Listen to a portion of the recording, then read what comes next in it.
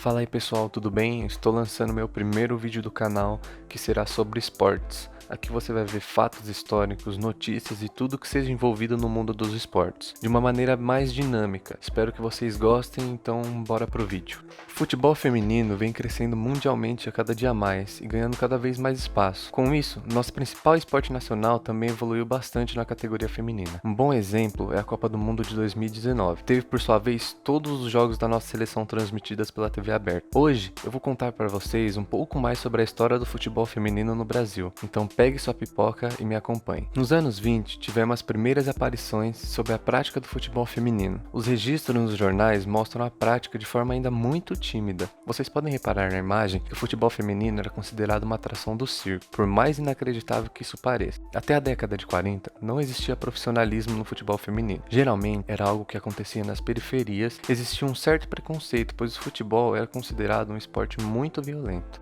Em 1940, o cenário do futebol feminino esboçou uma mudança, com jogos no Pacaembu, por exemplo. Porém, em vez de ter um progresso, a prática não foi bem vista pela sociedade, que viu o futebol feminino com maus olhos. As notícias sobre mulheres jogando futebol provocaram esforços na opinião pública e autoridades para que proibissem esse tipo de prática. Em 1941, a primeira proibição ocorreu através de um processo de regulamentação do esporte no Brasil. Criou-se o CND, Conselho Nacional de Desportos, na época, sob a alçada do ministro da Educação. No ano, se debatia muita profissionalização e amadorismo ainda de forma rasa. Foi assim que a temática dos esportes femininos se tornou uma demanda no CND. Foi então instituído um decreto-lei 3.119 do artigo 54. O texto trazia de forma mais geral que as mulheres não deveriam praticar esportes que não fossem adequados à sua natureza. Apesar de não ser citado nominalmente, o futebol se enquadrava. Em 1965, sob o governo militar, o decreto da lei foi novamente publicado, dessa vez com mais detalhes. Assim como em 41, circulam notícias de mulheres jogando futebol clandestino. Isso pode até soar como uma piada, mas o futebol feminino já foi uma prática clandestina. Porém, por conta da proibição, não haviam muitos registros. Dessa vez, a deliberação cita especificamente a modalidade. 14 anos depois, em 1979, finalmente foi revogada a lei que proibia as mulheres de jogar futebol. Era o início de uma nova era para o futebol feminino. Foi daí que a água mudou pro vinho, certo?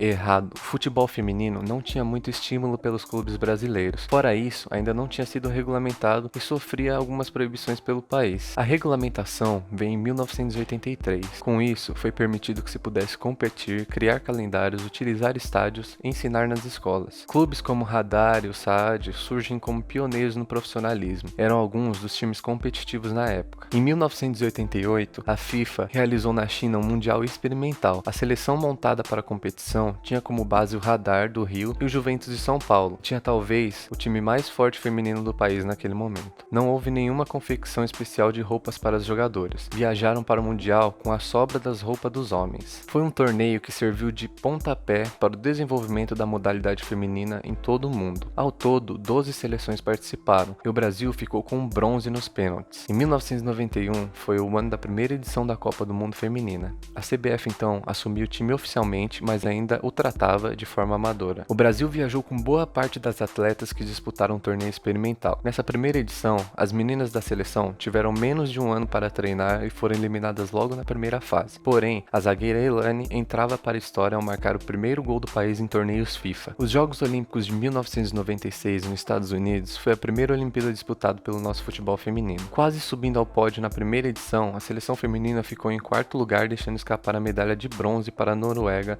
ao perder o jogo por 2-0. Em 1999, nossas meninas conquistavam a primeira medalha FIFA da história do futebol feminino no país. Isso aconteceu na Copa do Mundo nos Estados Unidos daquele ano. Na primeira fase, a seleção já se mostrava forte ao fazer resultados expressivos como 7-1 no México e 2-0 na Itália. Aquele ano foi marcado também pelo gol de Cici nas quartas de finais sobre a Nigéria, que até hoje é lembrado como um dos gols mais bonitos da história dos mundiais. Realmente, uma pintura. Cici ainda foi uma das artilheiras do torneio. O Brasil perdeu a semifinal para os donos da casa, porém conquistou o bronze diante de uma vitória sobre a Noruega de maneira mais emocionantes do futebol, nos pênaltis. Em 2003, começava a ser reconhecida a nossa rainha Marta, futura melhor do mundo, que já chamava a atenção de algumas jogadoras veteranas. Na mesma Copa, estreava também a atacante Cristiane. Durante a competição, era nítido que o clima entre o técnico e o time não eram lá dos melhores, e o Brasil caiu nas quartas de final diante da Suécia. No mesmo ano, as meninas fizeram história e conquistaram o primeiro ouro do futebol feminino no PAN de São Domingo, na República Dominicana. Em 2004, a medalha de prata se tornaria a primeira medalha conquistada em uma Olimpíada. Ali começaria a geração mais vitoriosa da seleção feminina. Em 2006, Marta conquista seu primeiro título de melhor jogadora do mundo e começa a montar seu império, um dos maiores exemplos do crescimento da modalidade no país. No ano seguinte, o Brasil ganhou seu segundo ouro novamente em um PAN. Maracanã lotado viu um passeio da seleção